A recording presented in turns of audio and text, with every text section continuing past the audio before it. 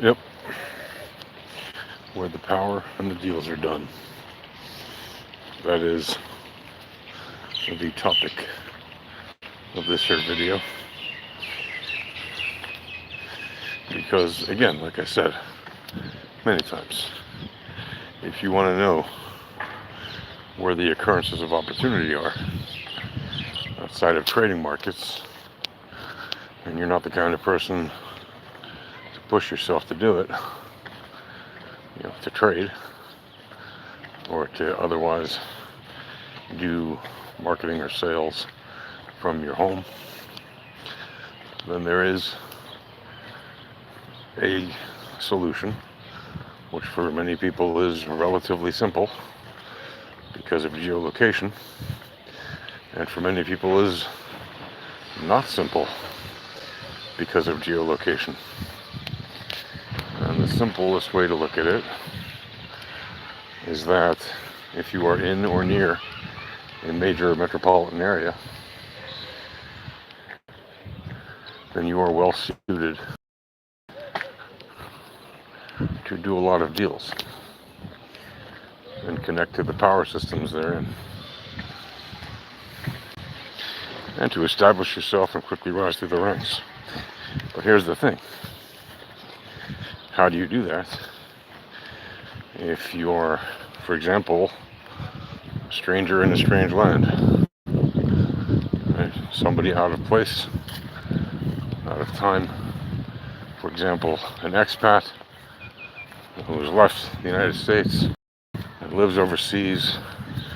And sure, you're welcome to a degree, but you're not really connected to the power networks of people power, that is, and you're not really connected to the deals being done, because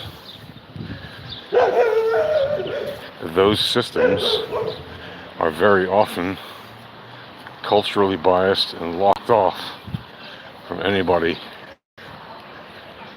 or to anybody who isn't a native person of those lands. And even if you are natively born, there are still different classes of elites, first, second, third class, etc.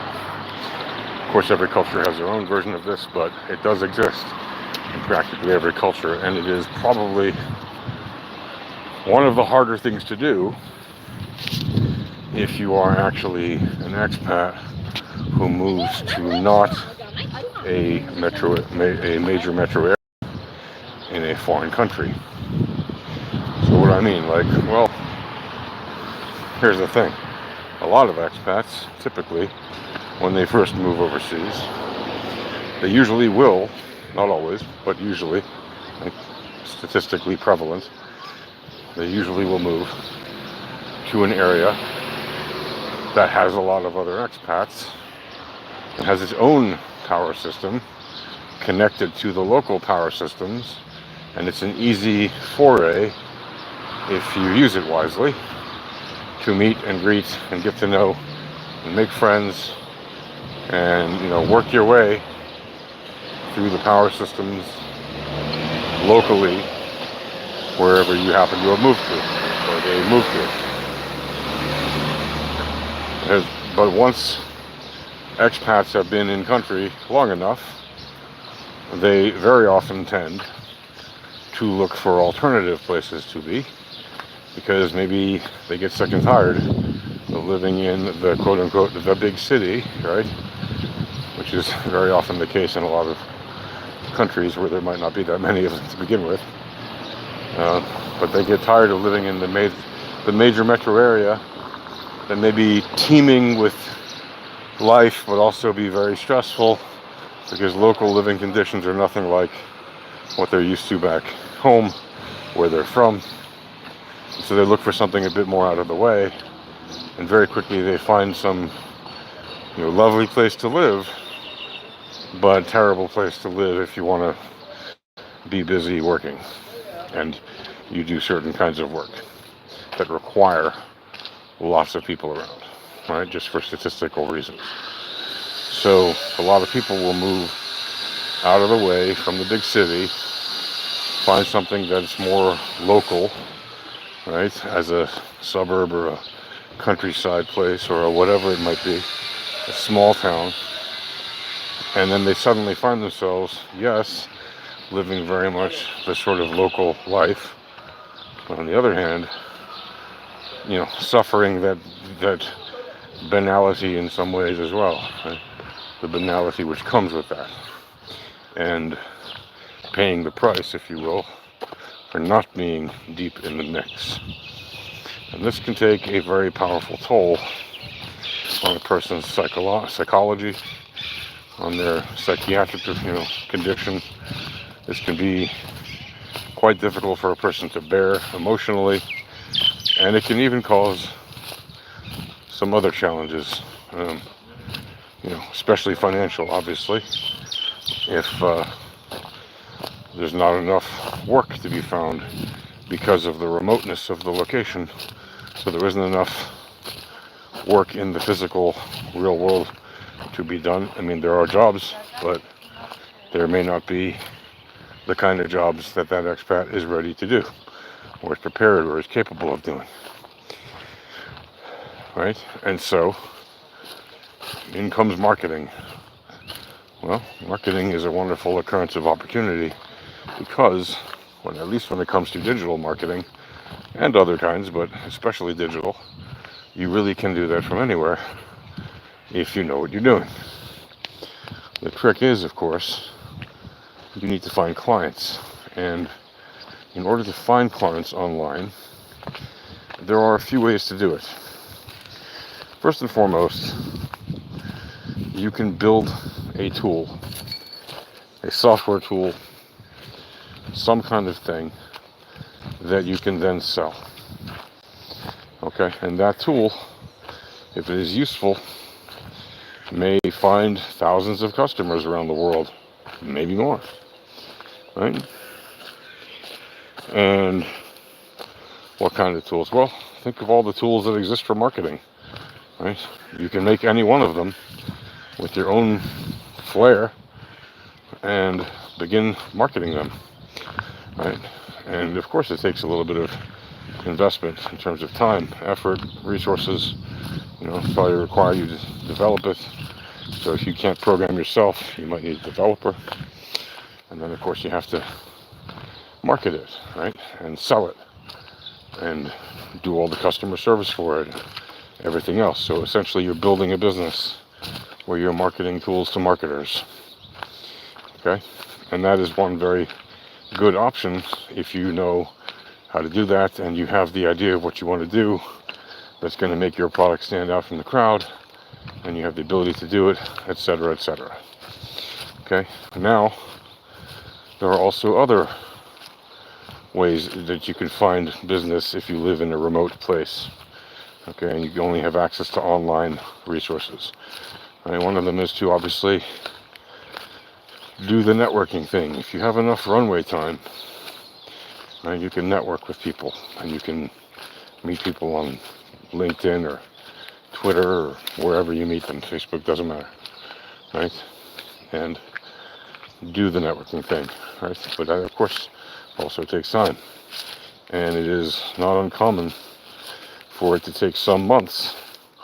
It could be anywhere from 0 to 6 months, especially if you're looking for a mid-level or senior level position. The more senior the position, typically the longer it will take. Not always, but that does happen because there's usually less of those senior positions, right, to be filled. So that's one thing you can do. You can easily, market or get in touch with people who might hire you to do marketing work. But how do you do that? Again, without meeting them face to face, it all has to be done online, which means you need to focus what you are doing on being efficacious with your marketing so that the people that contact you know why they're contacting you and want to consider hiring you. And so if you do it right, the advantage is already in your court because they are coming to you. But the way you do that is you have to spend a lot of time in a very disciplined way going through contacts that have to do with what you're doing or what you're interested in doing, and you have to make the attempt at building a relationship out of nowhere with people you don't know, obviously at first, because you don't know anybody until you first meet them, and then you have to give them reasons to want to be in contact with you, and then have a discussion with you, and then see if there's a position that's relevant that you might fill the role of, and so on. And there's a back and forth. And again, it becomes a lot harder when you live in a place that's more remote and you can't just go down to the local, cafe or conference or a restaurant where there happen to be anywhere from 5 to 50,000 people meeting about the topic you're interested in, right? And you don't need 50,000, right? You just need the one, right? So again, when you remove yourself from that location where there are a lot of them and you move to a location where there are few or none, it just becomes more challenging. That's all. So the way to overcome that challenge is very simple.